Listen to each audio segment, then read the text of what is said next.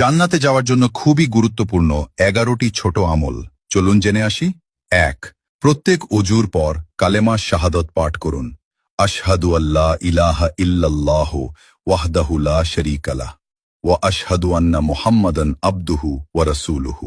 এতে জান্নাতের 8টি দরজার যে কোনো দরজা দিয়ে প্রবেশ করতে পারবেন। সহিহ মুসলিম 234। 2. প্রত্যেক ফরজ সোলাত শেষে আয়াতুল কুরসি পাঠ করুন। এতে মৃত্যুর সাথে সাথে জান্নাতে যেতে পারবেন। সহিহ নাসাই সিলসিলা সহিহা 972। 3.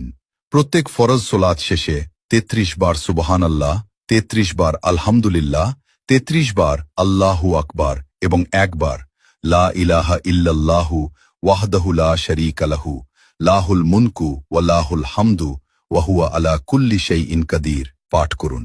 এতে আপনার অতীতের সব পাপ ক্ষমা হয়ে যাবে। সহিহ মুসলিম 1228। 4.